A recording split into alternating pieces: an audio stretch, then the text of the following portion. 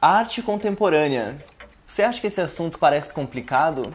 Por que será que algumas pessoas dizem que gostam de arte moderna, mas não entendem a arte contemporânea? E afinal, como se organiza essa linha do tempo na história da arte?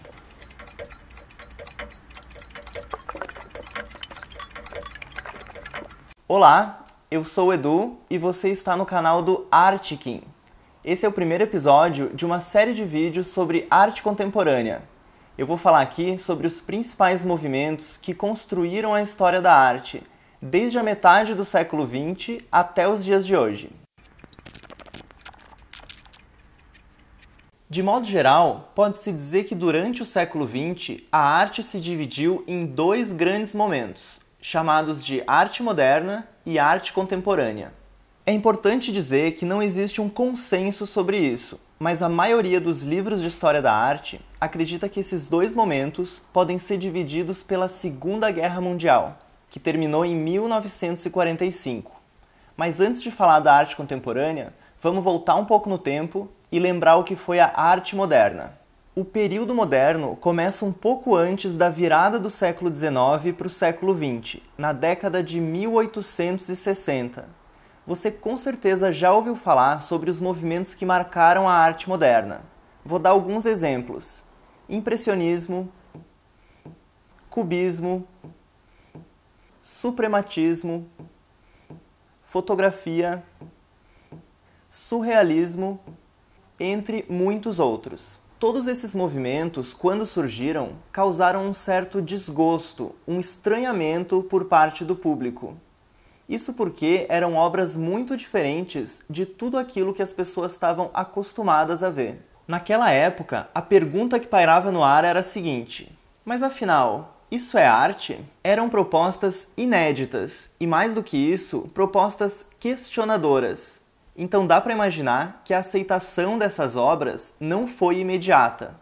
Mas as décadas foram passando e hoje em dia esses movimentos são entendidos como grandes revoluções artísticas. Ou seja, desde o final do século XIX, é próprio da arte querer negar tudo aquilo que se conhece como arte. E é aqui que começa a surgir uma das grandes questões que a arte propõe. O feio de ontem se transforma no belo de hoje? Bom, a história tem dito que sim. Pense, por exemplo, em nomes como Van Gogh, Matisse ou Picasso. Todos eles são exemplos de artistas que criaram estéticas novas e, com isso, propuseram uma ruptura da estética acadêmica, que era o que até então predominava na pintura e na escultura. Mesmo tendo causado polêmica naquela época, hoje, mais de um século depois, ninguém duvida que esses artistas foram gênios da arte. São obras-primas que estão nos melhores museus do mundo e muitas delas possuem valores incalculáveis.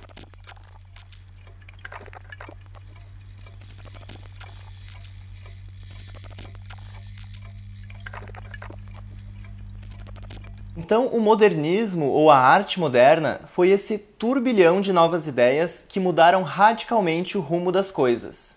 E desde então, os artistas passaram a desenvolver um outro tipo de mentalidade. Eles se abriram a discutir mais a fundo qual era o objetivo da arte e passaram a acreditar que emoção e expressão interior podem ter mais significado do que o resultado figurativo da obra. E esse pensamento é a base para a gente começar a entender a arte contemporânea. É no período contemporâneo que a arte conceitual entra em cena. A ideia passa a ser o aspecto mais importante de um trabalho artístico.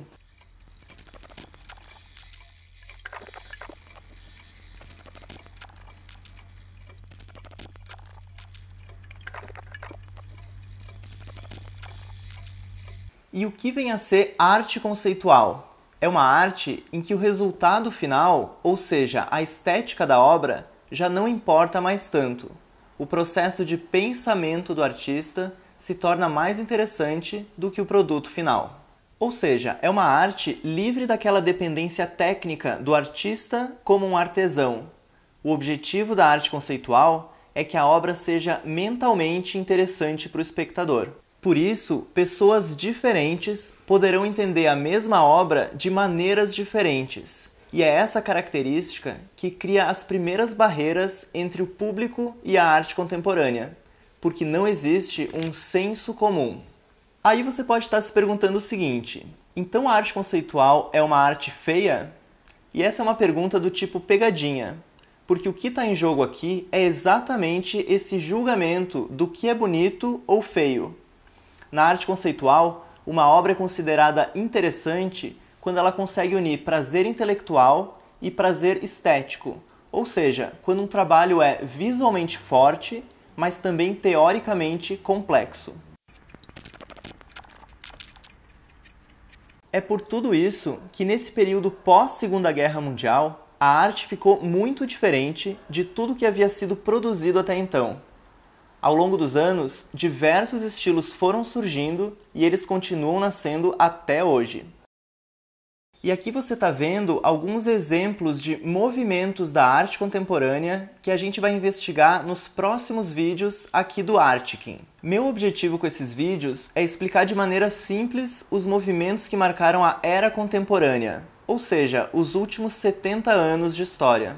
Existem diferentes ângulos para se contar a história da arte. São várias maneiras de recortar e organizar os fatos importantes que aconteceram na humanidade. Mas vale lembrar que história não é só cronologia. As ideias surgem no mundo em redes simultâneas que questionam a noção de tempo e espaço. Mas isso já é assunto para outro vídeo. Se você se interessou, te convido a continuar acompanhando. Assine o canal aqui no YouTube, me segue nas redes e deixe seu comentário. Eu fico por aqui, até a próxima!